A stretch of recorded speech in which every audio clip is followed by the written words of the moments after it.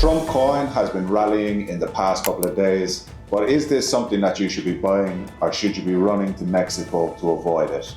Today we're going to be breaking down all the data that's going to go into your decision and letting you know what you need to be doing. So starting off, we can see that Donald Trump released his coin on the 18th of January, and that marked the very top of the crypto market for that moment. And if you didn't get in very, very quickly, you probably got burnt with the token. It absolutely plummeted down shortly after, and then it's been steadily grinding down slower. We've had a couple of little peaks in the middle, but the trend has very much been downwards. Now, in the past couple of days, we've seen Trump coin slightly revive. It went from like 1066, and now it's currently at 1215. So today's video is just going to let you know everything that you should be considering if you are considering buying this Trump token. So we can see here on the chart that since the 11th of March, it's had about a 34% increase, which is quite good. And the first thing you need to know is that this is a high beta play for Bitcoin. So when Bitcoin goes up by 5%, Trump coin is probably going to go up by 25%. And when Bitcoin goes down by 5%, Trump is probably going to go down by 25 or 30%. So it's higher reward, higher risk. And basically, if you think that Bitcoin is going to go up, then maybe holding Trump coin is something that you should be considering. That's just off the bat. But things do get worse, unfortunately, when we look at the tokenomics of the Trump token. So we can see that the price is currently at $12.10, and we've got a total market cap of $2.43 billion. But unfortunately, the fully diluted value of the coin is $12.1 billion. So the circulating supply is only 200 million tokens, but the max supply is 1 billion tokens. So we can see only 20% of the tokens have been unlocked. That means that over time, another 80% of the tokens are going to come into the market. So it's like inflation.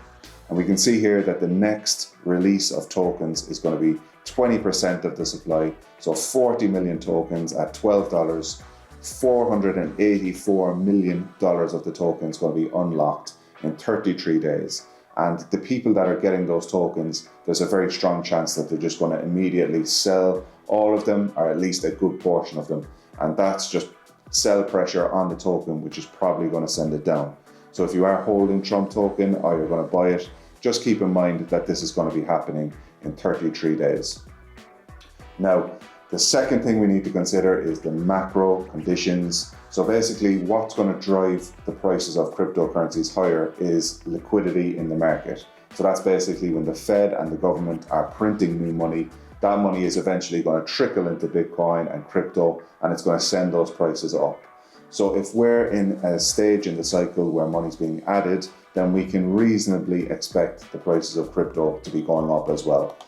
So looking at our net liquidity dashboard here, we can see that we did have a drop off in February, and we can see that the market did drop in those periods as well. There's a little bit of lag, but we can see since then the liquidity in the market has been rising steadily, and we would expect that to play out into the Bitcoin prices, and we should expect to see Bitcoin probably breaking 100,000 again within the next month or two.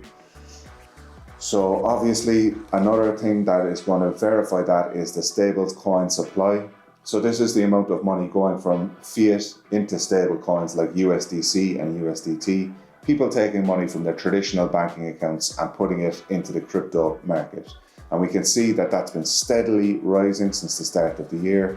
And then it did have like a mean reverting period where it was going sideways for pretty much the entire month of February. But we can see with that liquidity growing, we can see since the start of March, the amount of stable coins in the market has been growing. And that would signify that we're still in a bull market and that prices should still be going up.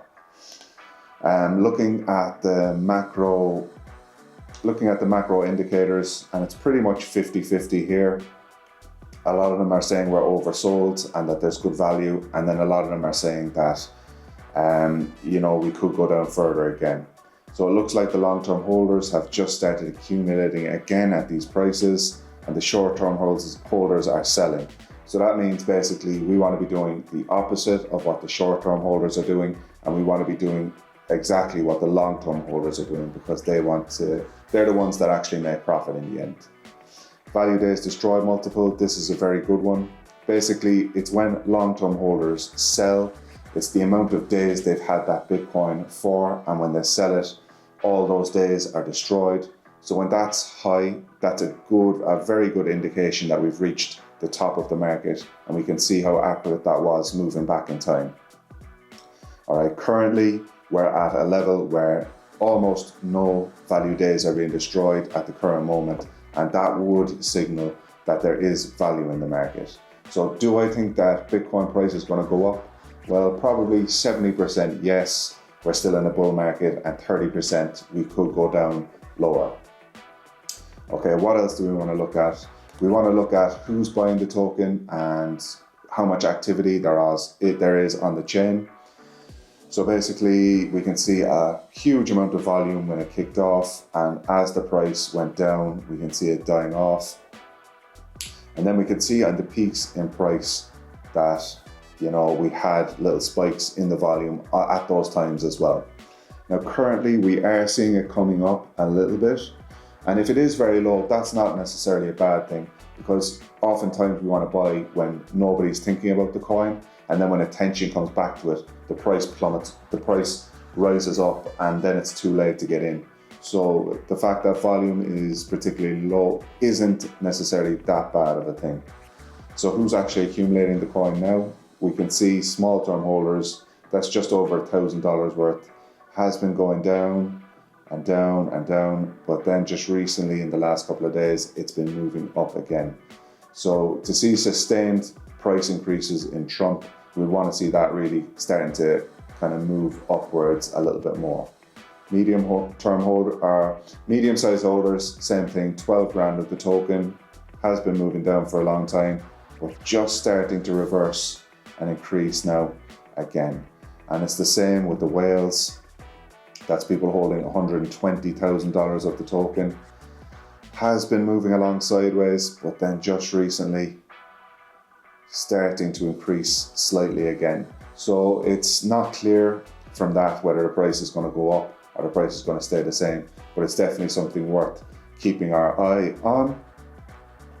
And so overall, basically what you need to think about is if Bitcoin goes up, Trump coin's going to go up, and if you firmly believe Bitcoin is going to go up, then holding Trump token might make sense. For me, right now, I prefer to play it safe in these market conditions. I'm not going to be holding any Trump coin. I'm going to hold BTC instead. But if a time does come where I'm maybe buying a dip and I'm sure Bitcoin is going to bounce back, then maybe I would consider adding some Trump coin as well. But the tokenomics on this coin are quite bad. If it was something I'd be considering buying, it would be very short term, and I wouldn't be holding Trump token long term.